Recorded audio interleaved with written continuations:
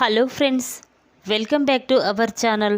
Friends, మీరు మా ఛానల్ని ఫస్ట్ టైం చూస్తున్నట్లయితే తప్పకుండా సబ్స్క్రైబ్ చేసుకోండి. పక్కనే ఉన్న బెల్ ఐకాన్ని క్లిక్ చేసి ఆల్ ఆప్షన్ని సెలెక్ట్ చేసుకోండి. ఫ్రెండ్స్, ఈ వీడియో చాలా ఇంట్రెస్టింగ్గా ఉండబోతుంది. తప్పకుండా చివరి వరకు చూడండి. ఇక స్టోరీలోకి వెళ్ళినట్లయితే సేనాపతి, లాయర్ ఇద్దరూ కూడా ఎస్ఐతో మాట్లాడడంతో ఇక ఎస్ఐ విశ్వాని బయటికి పంపించడానికి ఎంతకీ నిరాకరిస్తాడు. ఇక దాంతో లాయర్ భద్రావతి దగ్గరికి వచ్చి, చూడండి మేడం, కేసు చాలా స్ట్రాంగ్గా ఉంది. ఒక ఆడపిల్ల జీవితానికి సంబంధించిన విషయం. ఈ విషయంలో ఎవరము ఏమీ చెయ్యలేము. మీరు రామరాజు దగ్గరికి వెళ్ళి బ్రతిమిలాడి రాజీ పడడం తప్ప చేసేది ఏమీ లేదు. నా వల్ల ఏమీ కాదు మేడం, నన్ను క్షమించండి అని చెప్పి ఇక లాయర్ అక్కడి నుంచి వెళ్ళిపోతాడు. ఆ మాటలు విన్న భద్రావతి, సేనాపతి ఒక్కసారే షాక్ అయిపోయి చూస్తూ ఉంటారు. ఒరే సేనా, ఏంట్రా లాయర్ ఇలా మాట్లాడుతున్నాడేంట్రా? ఇప్పుడు రామరాజు దగ్గరికి వెళ్ళి మనం క్షమాపణ చెప్పాలా, రాజీ పడాలా? లేదు, అది కుదరదురా. ఇది ఎన్నో ఏళ్ల నుంచి వస్తున్న పగ, ప్రతీకారం. అలాంటిదన్నీ మరిచి నేను ఆ రామరాజు ఇంటికి వెళ్ళి క్షమాపణ అడగాలా? లేదు, అడగను.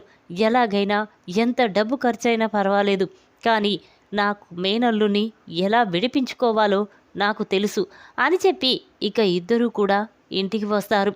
ఇక వాళ్ళు వచ్చేసరికి రేవతి విశ్వ గురించే బాధపడుతూ కన్నీళ్లు పెట్టుకుంటూ ఉంటుంది.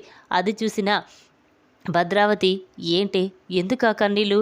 చూడు, ఎంత డబ్బు ఖర్చైనా పర్వాలేదు, నా మైనల్లుని విడిపించి తీసుకొచ్చే బాధ్యత నాది అనగానే అప్పుడు రేవతి, అది కాదు వదిన, లాయర్తో మాట్లాడతానన్నారు, ఏమైంది అనగానే అప్పుడు భద్రావతి, చూడు, ఆ లాయర్ చేతులు ఎత్తేశాడు, ఎలాగైనా వాణ్ణి తీసుకొస్తాను, నువ్వేమి బాధపడకు అని చెప్పి భద్రావతి అక్కడి నుంచి వెళ్తూ ఉంటుంది. అప్పుడు రేవతి, లేదు, అంతా అయిపోయింది, నా కొడుకు జీవితం నాశనమైపోయినట్టే. మీ పగలు, ప్రతీకారాల వల్ల నా పిల్లల జీవితాలు నాశనమైపోతున్నాయి. ఆ రోజు ప్రేమ ధీరజ్ని ప్రేమించి ఇంట్లో నుండి వెళ్ళిపోయింది. ఆ రోజు నుంచి నా కూతురు ఏ ఒక్కరోజు కూడా ఈ ఇంటికి రాలేదు. ఇప్పుడు అమూల్యాన్ని ప్రేమిస్తున్నానని చెప్పి పెళ్లి చేసుకున్నానన్నాడు. కానీ అమూల్య మాత్రం విశ్వ నా మెడలో తాళి కట్టలేదని తేల్చి చెప్పేసింది. ఇక నా కొడుకు జీవితం నాశనం అయిపోయినట్టే కదా. ఒక ఆడపిల్ల విషయంలో ఒక ఆడపిల్లని కిడ్నాప్ చేసిందని తెలిస్తే ఎవరైనా ఊరుకుంటారా అని చెప్పి రేవతి బాధపడుతూ ఉంటుంది. ఇక అది చూసిన భద్రావతి, సేనాపతి చాలా బాధపడుతూ అక్కడి నుంచి వెళ్ళిపోతారు. ఇక ఇంతలోనే ఉదయం అవుతుంది. ఎస్ఐ భద్రావతికి ఫోన్ చేసి, చూడండి, మీరు వెంటనే ఈరోజు కోర్టుకు రావాలి, ఈరోజు విశ్వాని కోర్టులో హాజరుపరుస్తున్నాం అనగానే ఇక భద్రావతి, సేనాపతి సరేనండి అని చెప్తారు. ఇక అందరూ కూడా కోర్టు దగ్గరికి బయలుదేరుతూ ఉంటారు. విశ్వాని, అమూల్యాని బోనులో నిలబెడతారు. ఇక లాయర్ అమూల్య దగ్గరికి వచ్చి, చెప్పమ్మా, అసలు ఏం జరిగింది? ఈ విశ్వ నిన్ను నిజంగానే కిడ్నాప్ చేశాడా? ఏం చేశాడో అన్నీ చెప్పమ్మా అని లాయర్ చెప్పగానే ఇక అప్పుడు అమూల్య, చూడండి లాయర్, ఈ విశ్వ నన్ను ప్రేమిస్తున్నానని చెప్పి మోసం చేశాడు. నాకు పెళ్ళి అయ్యే టైంకి నన్ను మోసం చేసి బలవంతంగా అక్కడి నుంచి నన్ను కిడ్నాప్ చేసి తీసుకువెళ్ళాడు. రాత్రంతా రూమ్లో బంధించాడు. ఇక నా మీద చెడిపోయిన దానిలాగా ముద్ర వేసి నా జీవితాన్ని నాశనం చేసి మా నాన్నని అందరి ముందు తలదించుకునేలా చెయ్యాలనుకున్నాడు. అందుకే నేనదంతా గమనించి ఇక వెంటనే నా మెడలో తాళి నా అంతట నేనే కట్టుకొని వాడితో ఊళ్ళోకి వచ్చాను. ఇక విశ్వ నా గురించి అందరి ముందు తప్పుగా చెప్పాలనుకున్నాడు. ఇక అది చూసి నేను ఇంతలోనే అందరికీ ఆ తాళిబొట్టు చూపించి వాడికి నాకు పెళ్లి జరిగిందని చెప్పేశాను. ఇక దాంతో చేసేది ఏమీ లేక విశ్వ నన్ను తీసుకొని అక్కడి నుంచి వాళ్ళ ఇంట్లోకి వెళ్ళిపోయాడు. కానీ మా కుటుంబం మీద ఉన్న పగతో, ప్రతీకారంతో నన్ను రోజు బాధ పెడుతున్నాడు. అంతేకాకుండా ఎలాగైనా నా నోటి చేత నిజం చెప్పించాలని వేరే అమ్మాయితో క్లోజ్గా ఉన్నాడు. ఇక అది చూసి మా అన్నయ్య తట్టుకోలేకపోయాడు. అతన్ని నిలదీశాడు, కొట్టాడు. కానీ నా భార్య నా ఇష్టమంటూ తప్పుగా ప్రవర్తించాడు. ఇక దాంతో చేసేది ఏమీ లేక నేనే నా అంతట నేనే ఆ నిజాన్ని బయట పెట్టాను. ఇక అది తెలుసుకున్న మా అన్నయ్య వెంటనే విశ్వ మీద కేసు పెట్టాడు అని చెప్పగానే ఇక ఆ మాటలు విన్న జడ్జి సరేనమ్మా అని చెప్పి ఇక దాంట్లో రాస్తాడు. ఇక ఇంతలోనే వేరే లాయర్ విశ్వ దగ్గరికి వెళ్ళి చెప్పు అనగానే ఇక విశ్వ చూడండి సార్, తను చెప్పేదంతా అబద్ధం. తను నేను కిడ్నాప్ చేయలేదు, బాధ పెట్టాలనుకున్నానే కానీ ఆమెని కిడ్నాప్ చేయలేదు అనగానే అప్పుడు లాయర్ కిడ్నాప్ చెయ్యకపోతే మరి ఆ రోజు రాత్రంతా నీ గదిలో ఎందుకు ఉంచుకున్నావు అనగానే ఇక విశ్వ సైలెంట్గా ఉంటాడు. ఇక ఇంతలోనే ఆ లాయర్ చూడమ్మా, అసలు ఆ రోజు మీ ఇంట్లో నుండి బయటికి వెళ్ళడానికి కారణం ఎవరు? అంత అర్ధరాత్రి వేళ నువ్వు బయటికి రావాల్సిన అవసరం ఏముంది? నిన్ను ఎవరు తీసుకొచ్చారు అని లాయర్ అనగానే ఇక అమూల్య స్టన్ అయిపోయి చూస్తూ ఉంటుంది. ఇంతలోనే శ్రీవల్లి కూడా ఇదేంటి లాయర్ ఇలా క్వశ్చన్స్ అడుగుతున్నాడు, ఇప్పుడు అమూల్య నా పేరు బయట పెడితే నా నిజ స్వరూపం తెలిసిపోతుంది అని కంగారు పడుతూ ఉంటుంది. ఇక లాయర్ చెప్పమ్మా, ఆ రోజు అంత అర్ధరాత్రి వేళ నీకు బయటికి వెళ్ళవలసిన అవసరం ఏముంది? ఎవరు పంపించారు అని అంటూ ఉంటే ఇక పదే పదే అదే అడగడంతో అమూల్య చేసేది ఏమీ లేక వెంటనే చూడండి, ఆ రోజు రాత్రి మా వదిన వాళ్ళ అమ్మ ఇద్దరు కలిసి నన్ను విశ్వతో మాట్లాడడానికి బయటికి తీసుకువచ్చారు. ఇక దాంతో విశ్వ నన్ను బలవంతంగా కిడ్నాప్ చేసి అక్కడి నుంచి తీసుకువెళ్ళాడు అని అమూల్య చెప్పడంతో ఇక ఒక్కసారే శ్రీవల్లి భాగ్యం ఇద్దరూ కూడా షాక్ అయిపోయి చూస్తూ ఉంటారు. ఇక అది చూసిన రామరాజు, వేదవతి, చందు ఒక్కసారి స్టన్ అయిపోయి చూస్తూ ఉంటారు. ఇక రామరాజు ఏంటి శ్రీవల్లి, అమూల్యని నువ్వు తీసుకువెళ్ళి విశ్వాకి అప్పగించావా అంటూ ఉంటే అప్పుడు శ్రీవల్లి సైలెంట్గా ఉంటూ కంగారు పడుతూ ఉంటుంది. ఇక లాయర్ చూసారా అండి, వాళ్ళ ఇంట్లో వాళ్ళే ఆ అమ్మాయి జీవితాన్ని నాశనం చెయ్యాలని చూశారు అని చెప్పి ఇక అనగానే అప్పుడు జడ్జ్ చూడండి, ఈ విశ్వ నిజంగానే అమూల్యాని కిడ్నాప్ చేసినట్టు సాక్ష్యాధారాలు కనిపిస్తున్నాయి.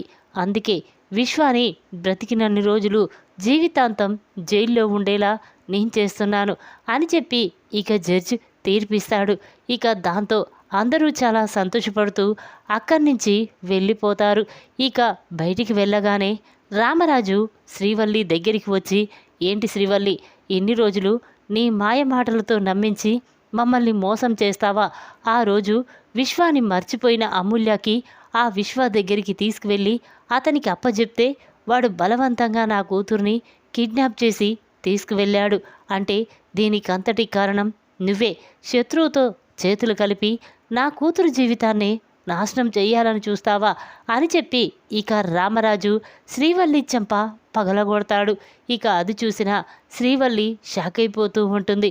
అది కాదు మావయ్య, నేను చెప్పేది విను, అసలు ఏం జరిగిందంటే అంటూ ఉంటే అప్పుడు రామరాజు నువ్వేం చెప్పనవసరం లేదు, ఎన్ని రోజులు ఎంతో మంచిదానివి అనుకున్నాను, కానీ ఇలా నమ్మక ద్రోహం చేస్తావని అస్సలు ఊహించలేదు అని చెప్పి ఇక రామరాజు అనగానే ఇక నర్మద ఏంటి మావయ్య, శ్రీవల్లి తప్పు చేసిందంటే మీరు నమ్మరు కదా, అయినా శ్రీవల్లి లాంటి ఆడపిల్లలు ఉంటే అత్తారింట్లో ఎంతో బాగుంటుందని మీరే చెప్పారు కదా, నేను ప్రేమ మీ కుటుంబ పరువు ప్రతిష్ఠ పోగొడుతున్నాము.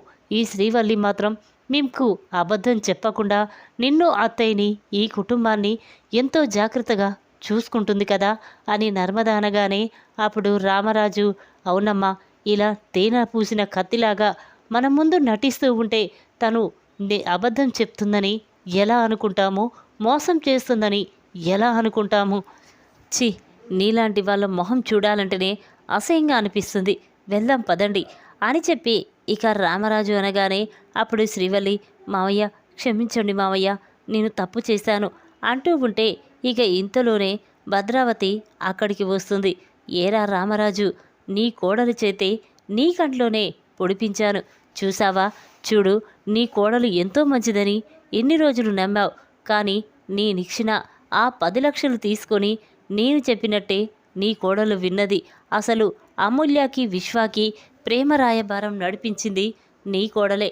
శత్రువులతో చేతులు కలిపి తన ఇంటినే నాశనం చెయ్యాలని చూసింది నీ కోడలు. అలాంటి కోడల్ని తీసుకొచ్చావరా రామరాజు అని చెప్పి ఇక భద్రావతి అందరి ముందు రామరాజు గురించి చాలా తప్పుగా మాట్లాడుతూ ఉంటుంది. ఇక ఆ మాటలు విన్న అందరూ కూడా కోపంతో రగిలిపోతూ ఉంటారు. ఇక శ్రీవల్లి మాత్రం ఈవిడేంటి నా జీవితము ఇప్పటికే నాశనమైపోయిందని నేను ఆలోచిస్తూ ఉంటే ఈవిడ ఉన్నది మొత్తం చెప్పి ఇంకా నన్ను ఇంట్లో నుంచి బయటికి గెంటేలా చేస్తుంది అని చెప్పి ఇక శ్రీవల్లి అత్తయ్య, మామయ్య, బావ నన్ను క్షమించండి. ఇక ఎప్పుడూ మీకు తెలియకుండా ఏ తప్పు చెయ్యను, ప్లీజ్ బావా అని బ్రతిమిలాడుతూ ఉంటుంది. ఇక అది విన్న చందు, చూడు ఇంకొకసారి మా ఇంట్లో అడుగు పెట్టాలన్నా మాతో మాట్లాడాలన్నా చూస్తున్నా నిన్ను మాత్రం ప్రాణాలతో ఉంచాం, ముందిక్కడి నుంచి నడు అని చెప్పి ఇక చందు శ్రీవల్లిని పక్కకి నెట్టేసి అక్కడి నుంచి వెళ్ళిపోతూ ఉంటారు. ఇక నర్మద, ప్రేమ వెనక్కి తిరిగి వచ్చి ఏంటి బల్లక్క, ఆ రోజు ఉగాది రోజు ఏం చెప్పావు? నువ్వు ఎంతో మంచిదానివని, మామయ్య నన్ను ఈ ఇంటి పెద్ద కోడలిగా మహారాణిలా చూసుకుంటున్నాడు అని చెప్పావు కదా, మరి ఇప్పుడేమైంది? ఇప్పుడు మామయ్య నీ మొహం చూడడానికి కూడా ఇష్టపడడం లేదు అని చెప్పి నర్మద అనగానే ఇక ఆ మాటలు విన్న శ్రీవల్లి కోపంతో రగిలిపోతూ ఉంటుంది. చూడు బల్లక్క, ఇన్ని రోజులు నీ నిజ స్వరూపాన్ని బయట పెట్టలేదు. ఎందుకో తెలుసా? నువ్వు కూడా మా అక్క లాంటి దానివని, నీ జీవితం నాశనమైపోకూడదని అలా చేశాం. కానీ ఆ దేవుడు అనేవాడు ఉన్నాడు. వాళ్ళ నోటితోనే నీ నిజ స్వరూపాన్ని బయట పెట్టేలా చేశాడు. ఇక నువ్వు ఆ ఇంట్లోకి అడుగు పెట్టలేవు. ఆ ఇంటి కోడలుగా నీకు ఎప్పుడూ స్థానం ఉండదు అని చెప్పి ఇక నర్మద, ప్రేమ అక్కడి నుంచి లోపలికి వెళ్ళిపోతూ ఉంటారు. ఇక అది చూసిన శ్రీవల్లి చాలా బాధపడుతూ కన్నీళ్లు పెట్టుకుంటూ ఉంటుంది.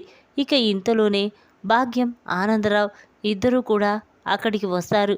ఇక అక్కడ హోటల్కి కావలసిన సరుకులన్నీ తీసుకుంటూ ఉంటారు. ఇక ఇంతలోనే శ్రీవల్లి దగ్గరికి వచ్చి, ఏంటమ్మడు ఇక్కడున్నావేంటి అనగానే అప్పుడు శ్రీవల్లి, ఇంకెక్కడుండాలమ్మా, ఇదే నా జీవితం. ఈ కోర్టులో అమూల్య నా నిజస్వరూపం మొత్తం బయటపెట్టింది. ఇక మామయ్య, అత్తయ్య, బావ నా మొహం చూడడానికి కూడా ఇష్టపడడం లేదు అని చెప్పి శ్రీవల్లి బాధపడుతూ ఉంటుంది. ఇక ఇదిలా ఉండగా భద్రావతి ఒంటరిగా కూర్చొని విశ్వ గురించే ఆలోచిస్తూ చాలా బాధపడుతూ ఉంటుంది. ఇదేంటి, విశ్వగాడు ఆ అమూల్యాన్ని తీసుకొచ్చి తన జీవితాన్ని నాశనం చేస్తాడు అనుకున్నాను. కానీ వాడి జీవితాన్నే నాశనం చేసుకుంటాడని అస్సలు ఊహించుకోలేకపోయాను. ఇప్పుడు వాడు బయటికి రావాలంటే ఏం చెయ్యాలి? నిజంగానే రామరాజు దగ్గరికి వెళ్ళి రామరాజుని క్షమాపణ అడగాలా, లేక ఎలాగైనా నా మేనల్లుణ్ణి కాపాడుకోవాలి అని భద్రావతి ఆలోచిస్తూ ఉండగా ఇంతలో భద్రావతికి ఒక ఆలోచన వస్తుంది. అవును, వాళ్ళు చెప్పినట్టు నిజంగానే నేను రామరాజు దగ్గరికి వెళ్ళి రామరాజుతో రాజీ పడితే నా మేనల్లుడు బయటికి వస్తాడు. కానీ ఇప్పుడు విశ్వ కోసమైనా నేను తగ్గి రామరాజు దగ్గరికి వెళ్ళి అతన్ని క్షమాపణ అడుగుతాను అని చెప్పి ఇక భద్రావతి అనుకుంటూ ఉండగా ఇంతలోనే సేనాపతి భద్రావతి దగ్గరికి వస్తాడు. ఏంటక్క, దేని గురించి ఆలోచిస్తున్నావు? విశ్వ గురించేనా అనగానే అప్పుడు భద్రావతి, అవునరా, వాడి గురించే ఆలోచిస్తున్నాను. వాణ్ణి ఎలాగైనా బయటికి తీసుకురావాలి అంటే నేను రామరాజు దగ్గరికి వెళ్ళి క్షమాపణ చెప్తాను అనగానే అప్పుడు సేనాపతి, వద్దక్క, ఈ విషయం గురించి మాట్లాడడానికి అమ్మని పెద్దమ్మని ఇద్దరిని రామరాజు దగ్గరికి పంపిస్తాను అని సేనాపతి అనగానే అప్పుడు భద్రావతి, ఏం మాట్లాడుతున్నారా? అమ్మ పెద్దమ్మ వెళ్ళి ఏం అడుగుతారు అనగానే అప్పుడు సేనాపతి, చూడక్క, ఇప్పుడు మనం వెళ్తే ఆ రామరాజు ముందు తలదించుకున్న వాళ్ళం అవుతాం. అందుకే అమ్మ పెద్దమ్మ వెళ్ళి తన మనవని గురించి అడుగుతారు. దాంతో ఆ రామరాజు వేదవతి కరిగిపోయి ఇక విశ్వ మీద పెట్టిన కేసుని వాపస్ తీసుకుంటారు. ఇక అలాగైతేనే నా కొడుకు నా ఇంటికి వస్తాడు అని సేనాపతి అంటున్నాడు. ఇక మాటలు విన్న రేవతి చాలా బాధపడుతూ ఉంటుంది. వీళ్ళ వల్ల నా కొడుకు జీవితాంతం జైల్లో ఉండే పరిస్థితి వస్తుందో ఏమో, ఎలాగైనా నేను నా కొడుకుని బయటికి తీసుకురావాలి, కానీ వాడి మాట తీరు ప్రవర్తన చూస్తూ ఉంటే అమూల్యని మోసం చేసిన విషయంలో వాడికి తగిన శిక్షే పడాలని అనిపిస్తుంది. కానీ కన్నతల్లి పేగు కదా, అలా కోరుకోవడం లేదు అని చెప్పి బాధపడుతూ ఉంటుంది. ఇక ఇంతలోనే రేవతి తన గదిలోకి వెళ్ళి ఫోన్ తీసి ప్రేమకి ఫోన్ చేస్తుంది.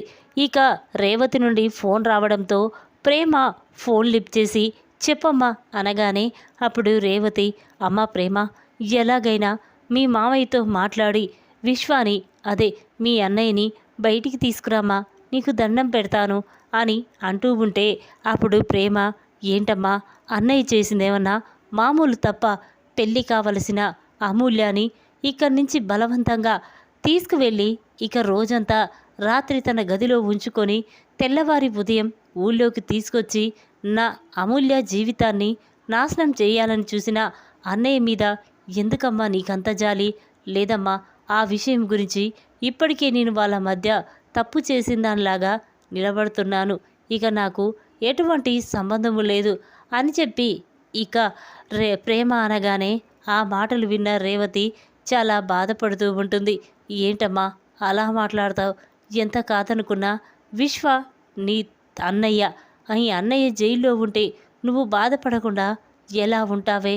ప్లీజ్ అమ్మా, నీకు దండం పెడతాను, ఎలాగైనా అన్నయ్యని వదినని ఒప్పించి విశ్వాని బయటికి తీసుకురా అని చెప్పి రేవతి చాలా బాధపడుతూ కన్నీళ్లు పెట్టుకుంటూ ఉంటుంది. ఇక ఆ మాటలు విన్న ప్రేమ, సరే చూద్దాంలేమా అని చెప్పి ఫోన్ కట్ చేస్తుంది. ఇక ప్రేమ బాధపడడం చూసి నర్మద వెంటనే ప్రేమ దగ్గరికి వచ్చి, ఏంటి ప్రేమ, ఎందుకు బాధపడుతున్నావు అనగానే అప్పుడు ప్రేమ, లేకపోతే ఏంటక్క, అటు చూడపోతే పుట్టింటి వాళ్ళు, ఇటు చూస్తే అత్తింటి వాళ్ళు, ఎవరికి ఏం చెప్పాలో కూడా అర్థం కావడం లేదు. కానీ విశ్వాని విడిపించమని అమ్మ నాకు ఫోన్ చేసి బ్రతిమిలాడుతుంది. ఈ విషయం గురించి మావయ్యతో మాట్లాడమని చెప్తుంది. కానీ ఇప్పటికే నేను మామయ్య దృష్టిలో, అత్తయ్య దృష్టిలో, ధీరజ్ దృష్టిలో నేనందరి ముందు ఒక తప్పు చేసిన దానిలాగా నిలుచున్నాను. ఇప్పుడు నేను అన్నయ్య గురించి మామయ్యతో మాట్లాడితే ఇక ధీరజ్ నా మొహం చూడడానికి కూడా ఇష్టపడడు. లేదక్క, ఈ విషయంలో నేను ఎటువంటి హెల్ప్ చెయ్యలేనని అమ్మతో చెప్పేశాను అని చెప్పి ఇక ప్రేమ అంటుంది. ఆ మాటలు విన్న నర్మద, అవును ప్రేమ, నువ్వు చెప్పిందే నిజం. ఇప్పుడు నువ్వు వెళ్ళి విశ్వ గురించి ఏదైనా నువ్వు విషయం మామయ్యతో చెప్పినా ఇక మామయ్య, అత్తయ్య, ధీరజ్ నిన్ను అపార్థం చేసుకుంటారు. అందుకే విశ్వాకి సంబంధించిన విషయంలో నువ్వు కాస్త జాగ్రత్తగా ఉండు అని చెప్పి ఇక నర్మద అంటుంది. ఆ మాటలు విన్న ప్రేమ, సరే అక్క అని చెప్పి అక్కడి నుంచి వెళ్ళిపోతుంది. ఈ విధంగా కోర్టులో అందరి ముందు అమూల్య శ్రీవల్లి నిజస్వరూపాన్ని బయటపెట్టిన అమూల్య షాక్లో బ్రహ్మరాజు. ఈ వీడియో కనుక మీకు నచ్చినట్టయితే లైక్ చేయండి. మరిన్ని వీడియోల కోసం మా ఛానల్ని తప్పకుండా సబ్స్క్రైబ్ చేసుకోండి. Thanks for watching.